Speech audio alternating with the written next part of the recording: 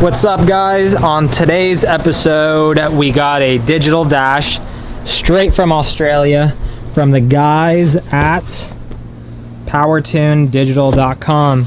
So we're going to be installing this inside the Laurel today, but I'm going to be using it eventually on my RX-7 unless I get another unit.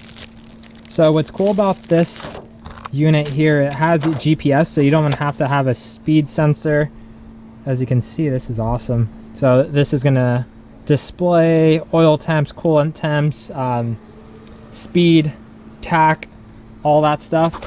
And the way it's gonna get the speed is it has this GPS sensor, so it's gonna be giving us speed through GPS. So let's do a small install video about this, and we'll see if it's worth it or not worth it. Because this thing was about $600 USD, so US dollar. So we'll see if this is nice or not. Just remember, before you start working on any of this, make sure you go and disconnect the battery, because you don't want to short anything out, blow any fuses or anything like that. Alright, so today we're going to be wiring this digital dash to an AEM Infinity 506. So basically what it calls for on the digital dash is that we need to find the canvas, was it high and low? So these two are the high and low right here for me. And then we need to find a 12 volt, which I have a 12 volt right here in my fingers, and then a ground. So we need to hook up the power supply to a 12 volts, which I think it converts to a 5 volt, which comes with the kit for this digital dash, and then connect it to ground. So I'm pretty sure these are the 4 wires I need to get this thing powered up and the information it needs from the AEM Infinity. All right, so now we got CAN hooked up. Let's see if you could see that. Right there, we got CAN high and low set up right there. And then we got the 12 volt source right there, which actually converts to 5 volts. So there's a converter that comes with the kit. So you can see 12 in, DC 5 volts out this way. So now we have the GPS connected. As you can see, there's 1, 2, 3, 4 right there. And then let's see if we could get the GPS. You see how it says 1, and then it has the line coming to this first pin, then 2 to the second pin, 3 to that third pin, and then 4 to the fourth pin. So it's kind of reversed from what we are used to, but this is the GPS one. And then I believe this is for something else. It says like accessory or something, XL. So yeah. So now it's one of the last things. So I think you connect this to your windshield. So I left it up here, tuck this wire in between right here. I'm just going to test it, so I'll clean up the wiring later. But that GPS connects to the top of the GPS was a chip over here. So that's what's going to happen there. And then I'll probably double sticky side tape this somewhere up there. So now I have this thing powered on. All I did was turn my ignition switch and it's on. So now I swiped all the way to the right this way, and it'll make you come to this main menu right here. And you're gonna want to fill out what you have. So speed units, I'm in the United States, so Imperial, temps, Imperial, PSI. Right there where it says ECU selection, I have it under CAN, because that's what AEM uses. It has GoPro stuff that I'm not using. It also has GPS stuff. So what you're gonna want to do next is you're gonna want to go to network, connect your Wi-Fi, put your password in, put apply settings. Whoa, sorry, it was updating, so now it's rebooting. So basically, right there was a button that said update. I'll show you right now in a second. So we're back to the main screen. So scroll all the way to the right and go back to network. I know it was rebooting.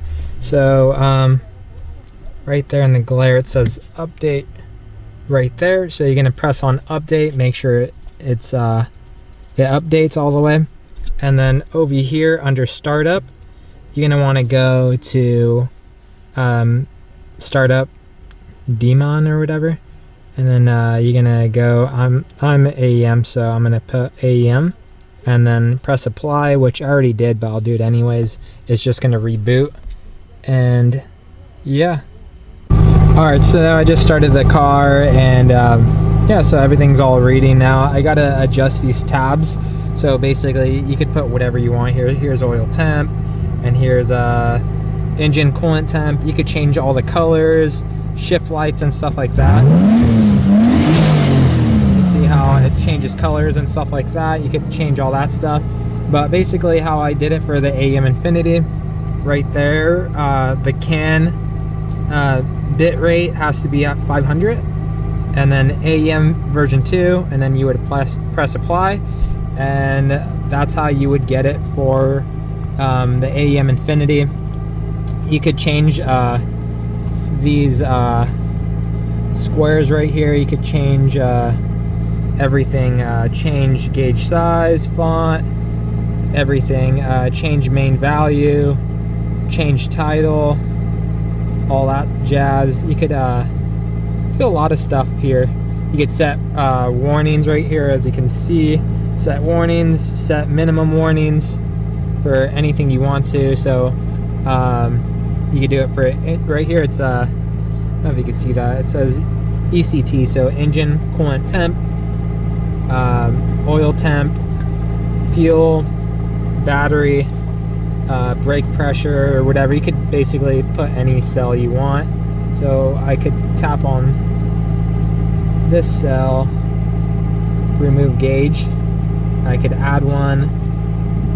So you could go here and you could add any really gauge you want. So let's see something that I have.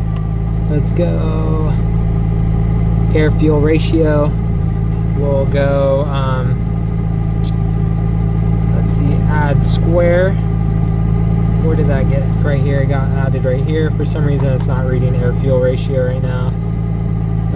I'll figure that out later, but basically that's where it would be, and it would tell me.